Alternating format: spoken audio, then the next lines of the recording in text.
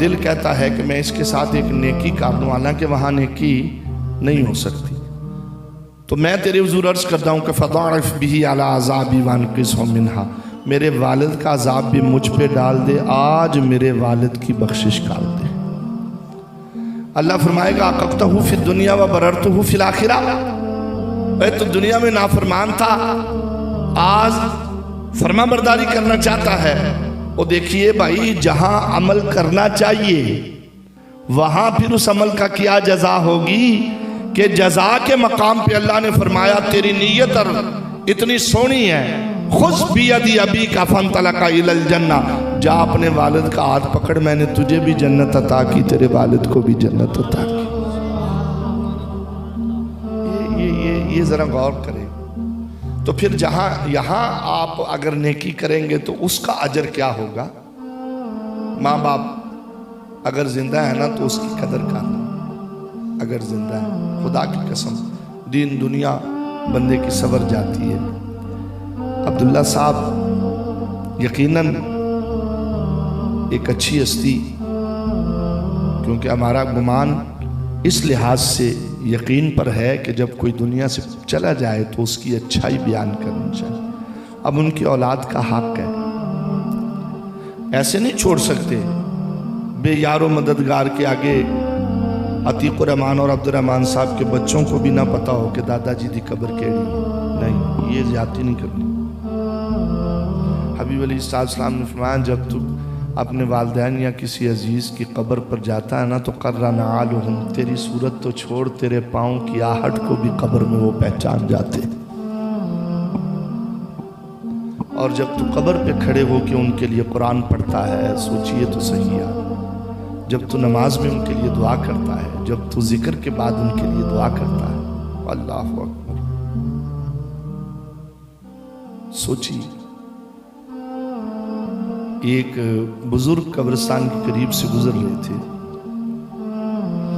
انہوں نے دیکھا، دعا کرنے کے بعد کو تھوڑی سی ان کو اونگ آ گئی تو انہوں نے دیکھا کہ قبر والے قبروں سے نکلے ہیں اور بڑے خوبصورت کچھ موتیوں کی طرح چیزیں ہیں، ان کو چن رہے ہیں۔ ایک بزرگ ایک قبر کے ساتھ ٹیک لگا کے لیٹے ہوئے اور ان کو دیکھ کے مسکرا رہے ہیں۔ یہ کہتے ہیں میں دیکھ رہا ہوں خواب میں اٹھ کے ان بزرگوں کے پاس گیا، میں نے ان کو سلام پیش کیا، انہوں نے جواب دیا۔ میں نے کہا یہ لوگ کیا کر رہے ہیں؟ تو کیا کہا کہ یہ جو رشتہ دار قبر والوں کے آتے ہیں نا اور ان کے لیے دعا کرتے ہیں، ان سے اللہ جو ثواب عطا کرتا ہے یہ اس ثواب کو اکٹھا کر رہے ہیں۔ تو میں نے کہا آپ کو اس کی حاجت نہیں؟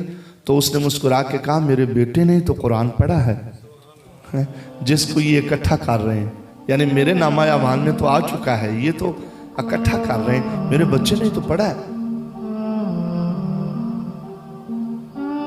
تو وہ کہتے ہیں کہ میری آنکھ کھل گئی۔ میں نے اسی قبر والے کا پوچھا تو مجھے پتا چلا کہ فلاں بازار میں ایک بچہ بیٹھتا ہے، اور علامہ یافی یمنی رحمۃ اللہ علیہ نے نزہۃ البساتین میں جو لکھا نا، تو انہوں نے کہا کہ کوئی گول گول سی چیز ہوتی ہے میٹھی شیرے والی، جس کو جلیبی ہے، جس کو وہ بیچتا تھا، لیکن وہ کہتے ہیں کہ وہ بزرگ کہتے ہیں کہ میں اس کو دیکھ رہا تھا، وہ اپنا کام جاری رکھے ہوا تھا، زبان پہ قرآن پاک کی تلاوت تھی۔ چلو بھئی آپ میں سے اگر کسی نے قرآن نہیں پڑھا تو ذکر پڑھ لو، درود پڑھ لو، ماں باپ کے ساتھ اچھائی کرنی ہے تو اس کی تھوڑی رائے۔ فرمایا کہ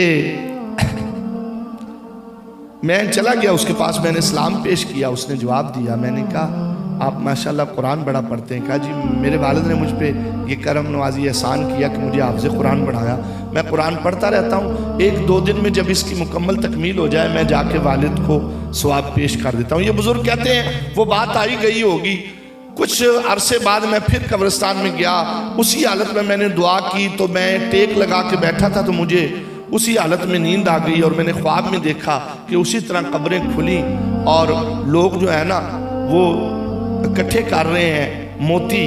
تو کہتے ہیں میں حیران ہو گیا، میں نے دیکھا اس بابا جی کو وہ بھی اکٹھی کر رہے تھے۔ اچانک میری آنکھ کھل گئی، صبح سب سے پہلے علی صبح میں اس بازار گیا تو میں نے دیکھا دکان بند تھی اور اس پہ سیاہ نشان تھا جو اس وقت فوت ہونے کی علامت ہوتی تھی۔ مجھے بتایا گیا کہ یہ نوجوان کل رات دنیا سے پردہ کر گیا۔ اب مجھے بتائیں ماں باپ کے ساتھ یار آپ کو کیا پتا کہ وہ کتنے منتظر رہتے ہیں. حدیث میں آیا المیت فی القبر ہی کالغریق المتغوث ینتظر دعوة تلحقه من اب او ام او اخ او صدیق فاذا لاحقته کان احب الیہ من الدنیا وما فیہا. اور فرمایا مرنے والا پانی میں ڈوبنے والے کی مثال ہوتا ہے. ماں اور باپ ڈوب رہے ہوں تو بچہ کوری پا کے دیکھتا ہے نہیں, وہ ساتھ ہی مرنے کی کوشش کرتا. تجھے آج تک خبر ہی نہیں لگی اس حدیث کی, تجھے پتہ ہی نہیں لگا کہ قبر میں بھی ان کی یہ کیفیت ہے. تو کیسا دلیر بھائی اور مرد ہے جو ان کے احسانوں کا یہ شکر ادا نہ کر سکا. تجھے پتہ ہی کوئی نہیں کہ تیرے فجر سے لے کے عشاء تک کی نمازوں کے منتظر رہتے ہیں کہ تو کہے ربنا اغفر لی ولوالدی وللمؤمنین یوم یقوم الحساب. اور حدیث کی روشنی میں آئے کہ تدخل فی قبورہم امثال الجبال. یہاں اولاد کی زبان سے ادا ہوئی دعا, وہاں اللہ تعالیٰ پہاڑوں کے مانند ثواب ان کی قبروں میں داخل فرما دیتا ہے. تجھے یہ سمجھ نہیں لگی کہ تیرے والدین انتظار میں رہتے ہیں تیری دعاؤں کے, اور مرنے والے کے لیے یہاں آیا کہ دعا اتنی قیمتی ہے کہ دنیا اور دنیا کی ہر شے سے زیادہ اسے دعا محبوب ہے. بلکہ پھر ایک اور بات آ گئی. چلو جی اس وقت تو آپ اپنی مجبوریوں میں تھے, والدین کے لیے کچھ بھی نہیں لا سکے. ہوتا ہے نا بندہ کہتا ہے یار جدوں میں سٹوڈنٹ ساں, جدوں میں کام سیکھ رہا ساں تو میرے ماں باپ, آج مینوں اللہ نے ہر نعمت دیتی ہے تو میرے ماں باپ نہیں ہیں. وہ تو غم نہ کر, اسلام نے کوئی چیز چھوڑی نہیں. حبیب علیہ السلام نے اس حدیث کے آخر میں فرمایا ان حدیۃ الاحیاء الی الاموات الاستغفار لکم. لوگو زندوں کا مردوں کی طرف بہترین تحفہ ان کے لیے بخشش کی دعا کرنا. تم دعائیں کرو, خدا کی قسم دعا تم ان کے لیے کرو گے, اللہ دین دنیا اور آخرت آپ کی سوار دے گا. 5 وقت کی نماز کی کوشش کریں, ہر وقت ذکر و اذکار کریں اپنے والدین کی بخشش کے لیے.